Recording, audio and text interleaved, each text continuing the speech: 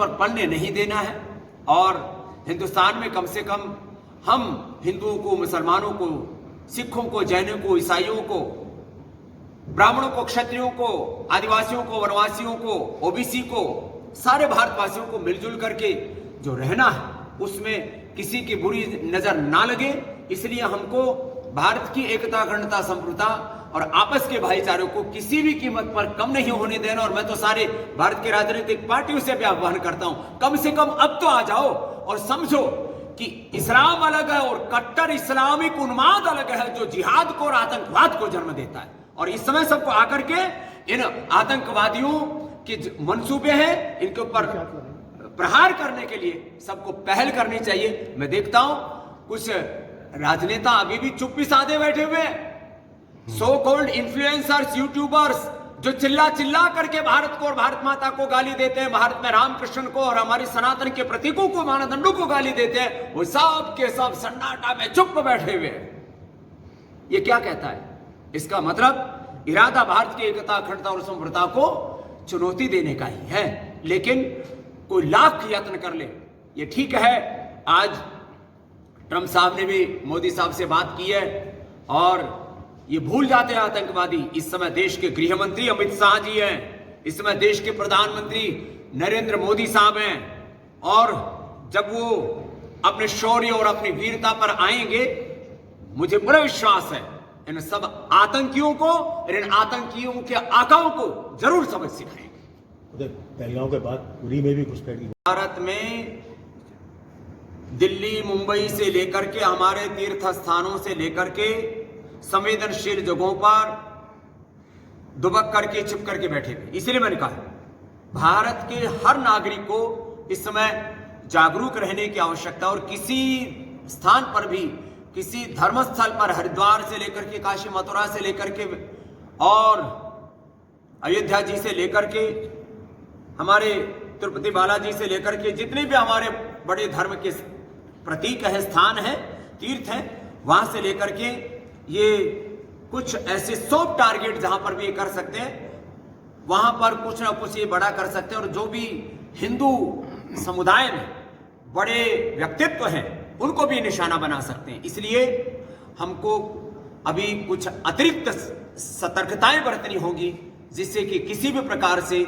आतंकी सोच रखने वाले लोगों के मंसूबे पूरे ना। कहा जा रहा है कि पाकिस्तानी कनेक्शन भी है, तो कहना कि पाकिस्तान का, पाकिस्तान की सेना का, वहां की आईएसआई का, और वहां जो पाकिस्तान की सरजमी पर जिन्होंने पनाह ले रखे उन आतंकियों का तो सीधा सीधा संबंध है। और उनको सपोर्ट दे रही है कुछ अंतर्राष्ट्रीय षड्यंत्रकारी भारत विरोधी ताकतें, क्योंकि पाकिस्तान तो खुद एक दरिद्र मुल्क है। लेकिन पाकिस्तान और पाकिस्तान के साथ साथ जितनी भी भारत विरोधी ताकतें हैं, अब उनको जवाब देने का सही वक्त है। अब यदि हम चूक गए तो फिर भारत की एकता, अखंडता और संप्रभुता की रक्षा करना हमारे लिए बहुत बड़ी चुनौती होगा।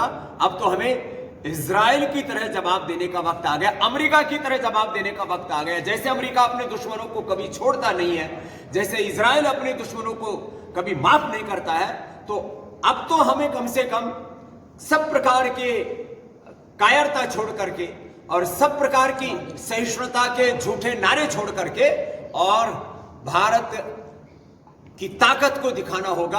और भारत की एकता, अखंडता और संप्रभुता को अक्षुण्ण रखने के लिए चाहे कितनी बड़ी पहल करनी पड़े, अब पहलगाम के बाद हमको चुप नहीं बैठना।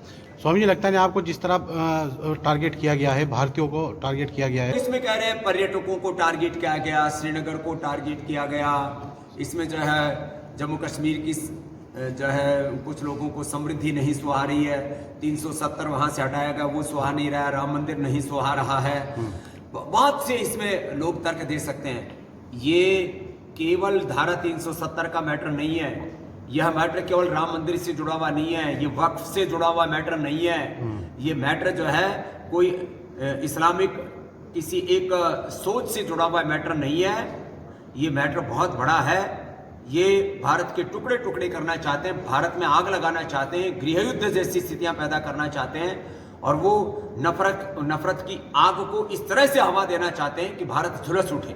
लेकिन किसी भी तरह से इनके मंसूबों को हमें कामयाब नहीं होने दें। गुरुदेव नाम और जाति पूछ अब इससे बड़ा और क्या प्रमाण चाहिए?